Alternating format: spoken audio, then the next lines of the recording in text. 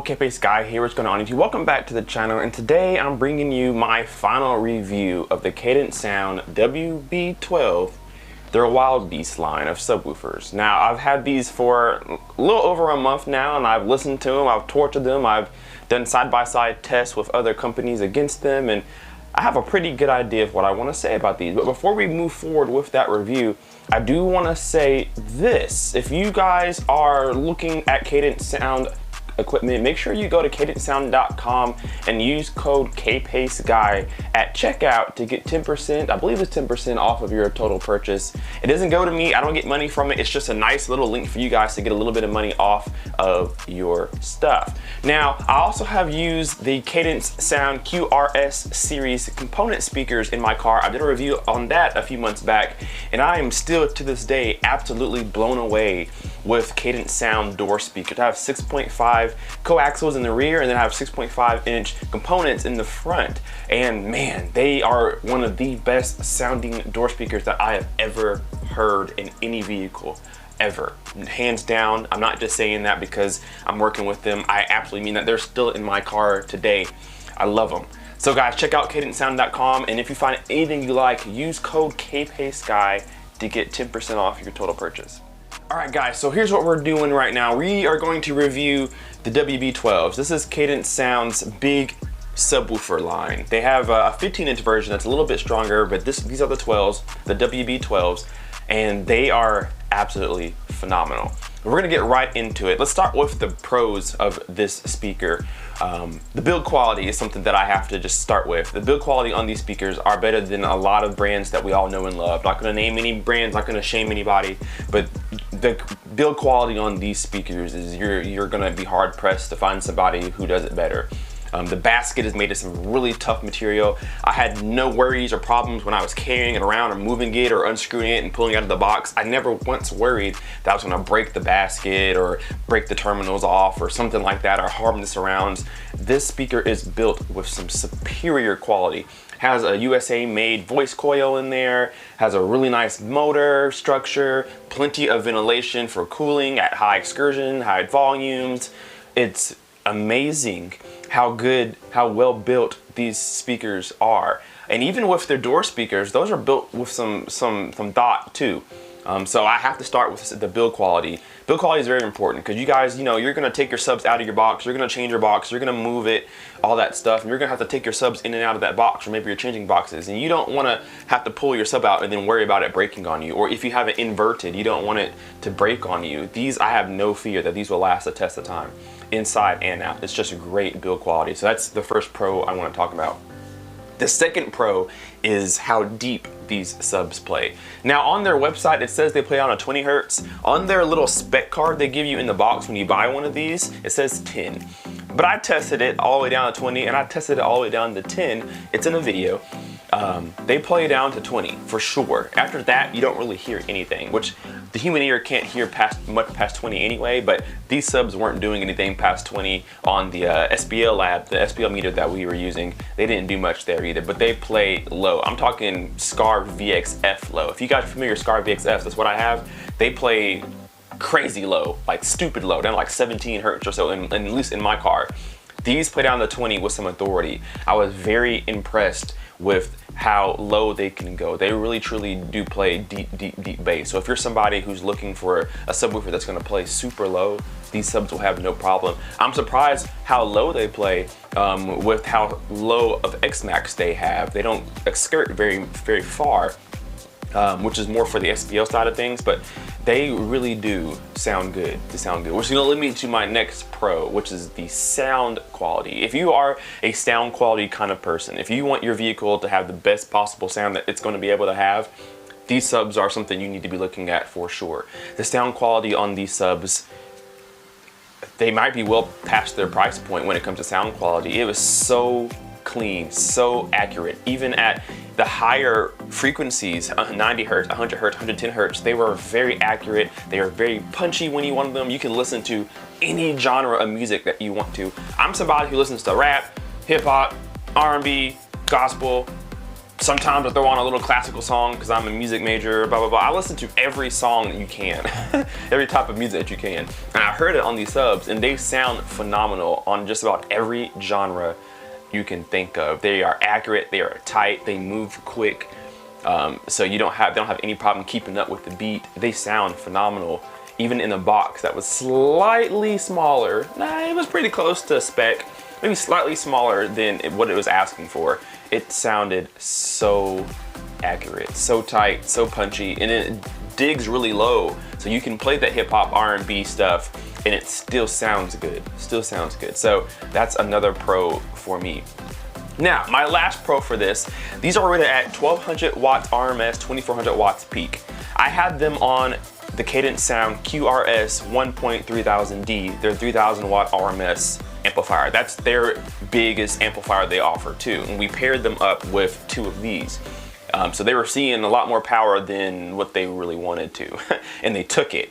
Now, it is not gonna take all 3000. Over maybe a course of a song, they were starting to get warm and maybe even a little bit smelly, just a little bit. But they were definitely taking well over 1200 watts RMS. I'd say they were closer to 2000, 2200 watts RMS for about a length of a song, which is about 3.5, 4 minutes long. And then I always play a new song, and it would take it. They perform well over their power rating, which is what you want to see. You want to have a subwoofer that's conservatively rated, so that when it exceeds its limitations, it impresses you. If you rate it too high and it can't make it to that rating, then you have a subwoofer that's falsely advertised. But this is rated at 1200 watts, and it can take more. It can definitely take more. Again, I had it on a 3000 watt RMS amp, both of these together. So it was probably seeing 21, 22, 2300 watts at a time for a good length of time, and it really never struggled to control anything. So I'm very impressed with the amount of power that you can put to these things. 1200 watts isn't a lot. You can get pretty loud with 1200 watts, but it's not about really being loud. It's about how long can you handle that power before I gotta turn the system off, shut it down, let it cool down. These things can handle a long car ride at moderate volumes with no problem. So I'm very impressed with the ability to play a lot of power for a lot of time. Very impressed with that. So those are my pros for the subwoofer. Great subwoofer. But we have to talk about what I did not like about the subwoofer. Now, let's start with the price point, because that's gonna lead me into the rest of the cons so that they all make sense. The price point, when I was given these to review, they were around $458, $478, something like that. Currently on their website, they're down to $358, which makes a lot more sense. But at $478, $450, it's really hard to vouch for these subs, because there's a lot of companies out there who give you a lot more sub for around the same price, a lot more power, maybe equal in sound quality and build quality for a little bit less money. So as a consumer, it's hard to look past those other brands who are giving you similar specs for maybe half the price. But $358 makes more sense. I would like to see these closer to $299 or something like that. Sometimes, maybe like every now and then on like a Labor Day sale or something like that, because again, there are other companies out there who are giving you 1200 watts, who are giving you 1250, who are giving you 1500 for around 269 to 300. And that's what people are looking for. Good, clean, quality power that's gonna handle over time, but as little amount of money as it's gonna cost them to get that. And these are just a little too much. It's $458 normally just for one, $358 right now. So you have to spend about $700 or so to get a pair of these. And a lot of people don't want to dish out that money, because if you're dishing out $700, you may want to jump up to a Sundown, or maybe there's a good Scar, or there's a DC Audio, or anything like that that may just give you a little more power or something like that. So the price point is, I see where it comes from, because again, the sound quality out of these speakers is phenomenal, and the build quality is phenomenal, so you have to pay for those components too. But at the end of the day, not a lot of people are looking at that. They're looking at, oh, this is how much power I'm getting for this much money, is what people are looking at. So it's a tough battle. $358 is not bad. I would like to see it around $299 or so, maybe like during a Labor Day sale or Black Friday, something like that, every now and then throughout the year, so that people will gravitate more towards these, because these are actually really, really good subwoofers. So the price point is an issue. Leads me to my next con, which is SPL. That's my next con. They actually get really loud. I was able to achieve about 136, 137 decibels, around 37 hertz. in my car. My box is tuned around 30 hertz, so it's actually really good. You can get loud with 1200 watts. Watts doesn't equal volume. So you can get a low power vehicle and still get loud.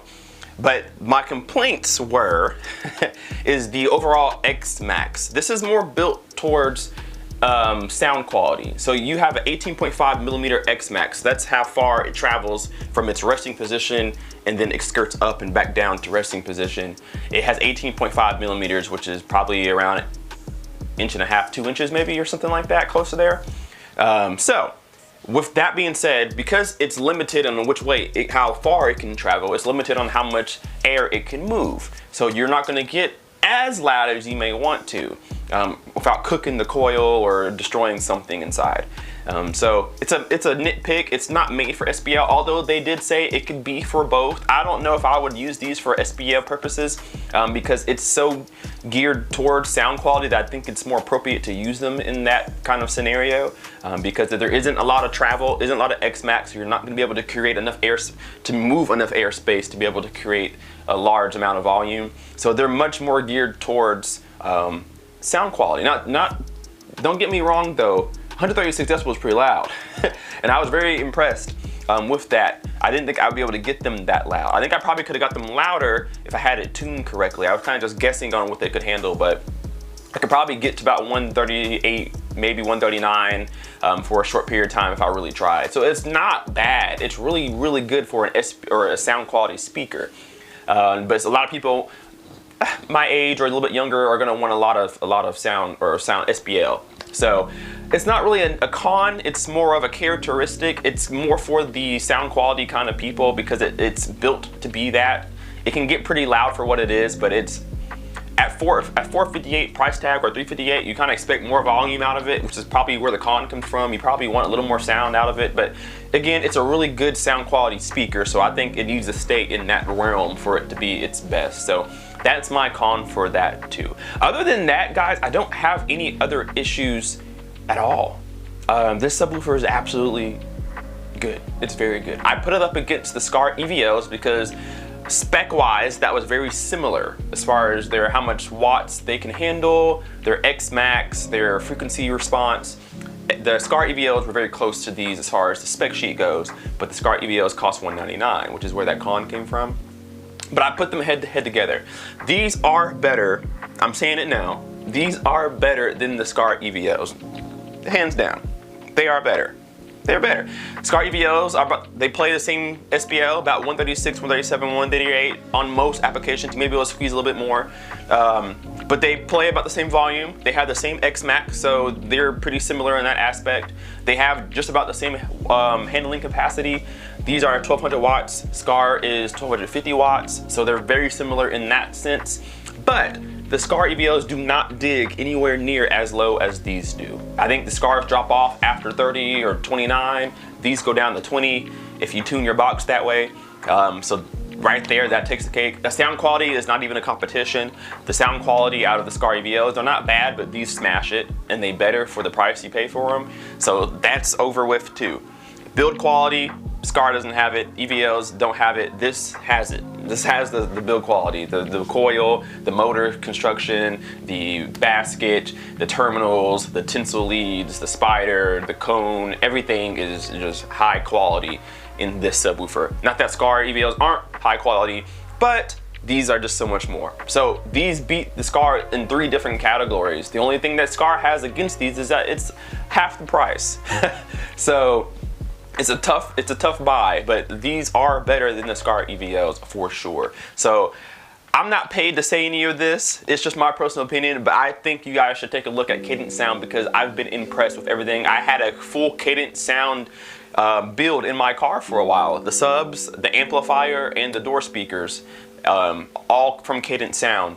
And it was probably the most, what's the word? It was the most beautiful, cohesive sound that I've had in a vehicle ever in my life. So take a look at Cadence Sound. They are good stuff. They're not a new company. They've been around forever. Some people haven't heard of them. They've been around forever. They specialize in this kind of stuff. They are fantastic. So again, check out cadencesound.com. If you see anything that you like on there, use my code Kpaceguy to get a little bit off of your purchase. Why not? Save yourself some money. By the way, before we go, guys, I also, if you haven't been checking out my car videos, I also have this Android radio here that I had for 2013 to 2017 Honda Accords. This is a Android Phoenix Automotive 12.1-inch radio that just fits right into your dash. It's plug and play. I bought the new version of this one, so I have that one in my car now. I'm actually selling this one for $299 plus shipping. So if you have a Honda Accord between the year of 2013 or 2017 and you're interested in an Android unit, I am selling mine for $299 plus shipping. Now these things retail for like 800 bucks and they come from China, so you gotta wait forever. But if you want one right now, I have one right here for $299. Has all the cords and connections already hooked up to the back, so all you gotta do is plug them into your factory harnesses and you're good to go. And then of course, I have my magnet. I had a phone magnet on here. I'm gonna leave it on there just in case you want that. So, has a screen protector, sounds good, it's awesome. It's a giant freaking iPad in your dash. It's pretty cool, guys. So if you're interested in that, here's my email right here. Let me know if you got interested in that. If you have a 2013 to 2017 Honda Accord, I'll be happy to get this to you. Other than that, guys, check out Cadence Sound. They are great. Check out the door speakers, the amplifiers, the subwoofers, everything. They have marine audio, they have pro audio. Check them out because they are the real deal, guys. Thank you so much, Cadence Sound, for sending me out this package. Later on in the week, next week, we will do a review on their 3000 watt amplifier that I was using. We'll talk about that too. But other than that, guys, I appreciate you watching. If you enjoyed this video, leave me a comment down below. Let me know, have you heard of Cadence Sound? If you have, what has sparked your interest? Is it their subs? Is it their amplifiers? Is it their door speakers? What did you like about Cadence Sound? Let me know that down below in the comment section below. Hit that like button and subscribe if you are not already. We will see you in the next video. Kpaceguy out. Peace.